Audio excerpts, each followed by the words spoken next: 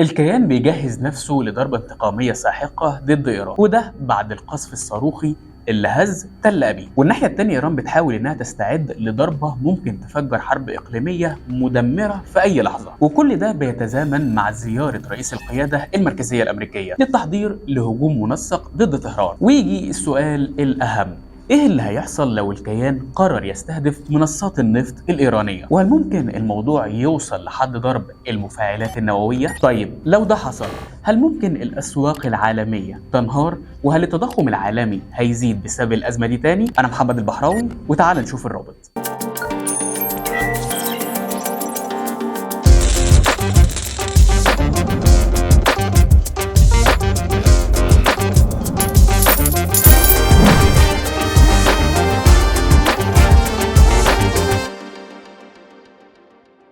من كام يوم كده نشرت صحيفة الجارديان مقال قالت فيه إن الكيان بيجهز نفسه لهجوم وشيك على إيران، وإن ساعة صفر الهجوم ده ممكن تكون في 7 أكتوبر، لكن لحد اللحظة اللي أنا بكلمك فيها ديت لسه هجوم الكيان ما حصلش. وده بيدل على إن إسرائيل مش مستعجلة خالص على الرد، وده لأن الضربة دي في منتهى الخطورة ولازم إنها تتعمل بشكل فوق الممتاز، لأن تل أبيب مش عايزة ترد رد عادي. الكيان عايز يرد بهجوم كاسح يمنع إيران من الرد، وده اللي نشرته جيروزليم بوست يوم 6 أكتوبر. خلي بالك إن الهجوم الإيراني الأخير وباعتراف الكيان تسبب في أضرار كبيرة لتل أبيب، وخاصة لقواعد الكيان الجوية والعسكرية، وعمل أضرار في كذا منطقة بطول الكيان وعرضه، بما فيهم طبعا تل أبيب نفسها. ده حتى إن هو دخل 10 مليون مستوطن للملاجئ بحسب إذاعة الكيان. الكيان بعد الهجوم ده بقى اتجنن وبدأ يهدد بكل قوته إن هيقصف المفاعلات النووية الإيرانية. والكلام ده يا سيدي أكدته صحيفة تايمز اوف إسرائيل،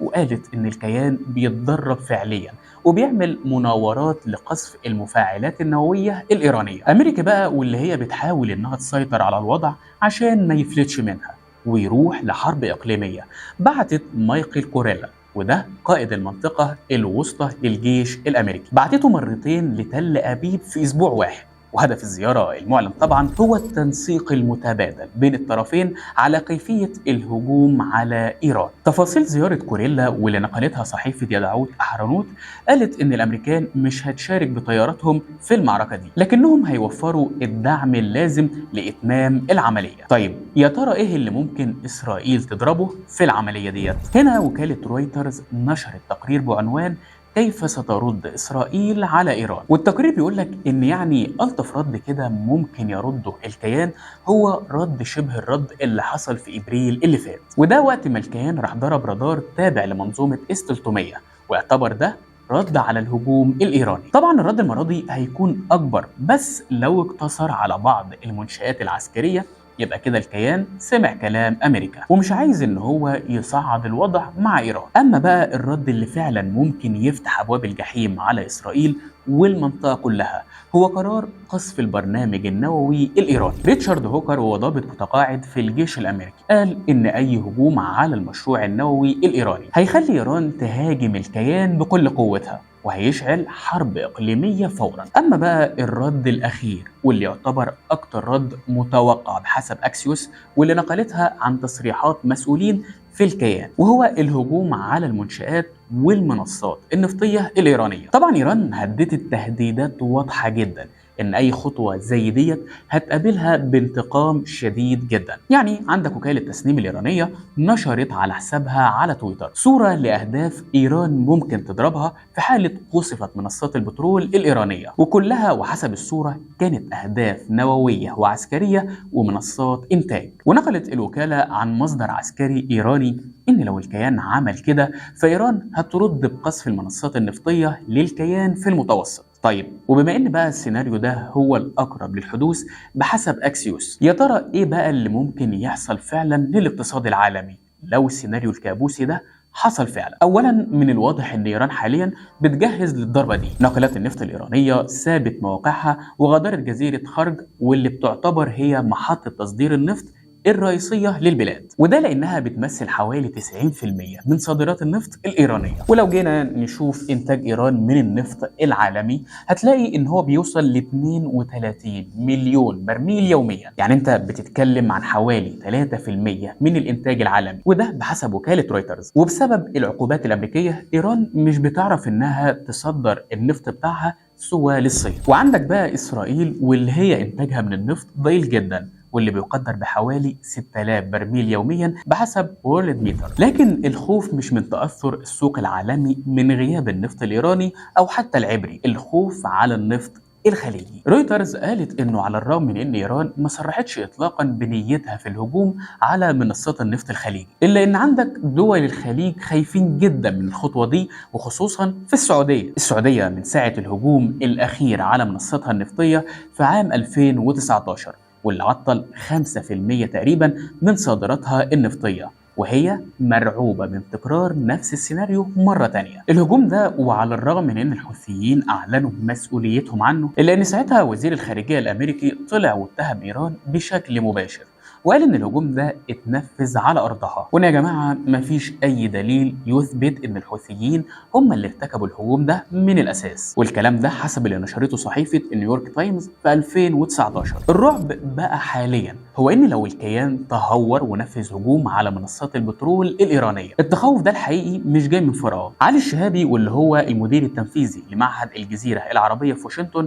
والمقرب من الديوان الملكي السعودي صرح لرويترز وقال ان ايران بتلمح لضرب منشآت الخليج النفطيه، ولكن الكلام ده من مصادر غير رسميه، وكأنها كده ورقه مساومه في ايد الايرانيين بيهددوا بها الامريكان. لكن ايران عارفه اكيد ان خطوه زي ديت هتكون عواقبها وخيمه جدا، ولسه طبعا ما نسيتش اللي حصل سنه 87، وده طبعا لما ايران وقتها ضربت ناقله نفط كويتيه في الخليج العربي، فردت امريكا وقتها وخرجت نص منصات النفط الايرانيه عن الخدمه في عملية سمتها الرامي الرشيد. فقطعيا لو الكيان قرر ان هو يعمل كده وخرج جزء كبير من منصات النفط الإيرانية عن الخدمة، إيران ممكن تشوف ان ما قدامهاش حاجة تخسرها وتضرب المنشآت النفطية الخليجية، وفي الحالة دي النتائج فعلا على الاقتصاد ممكن تكون كارثية. عندك وكالة بلومبيرج حذرت من استهداف المنشآت النفطية لإيران، وقالت إن هيكون خطأ فادح جدا، وده لأن الشرق الأوسط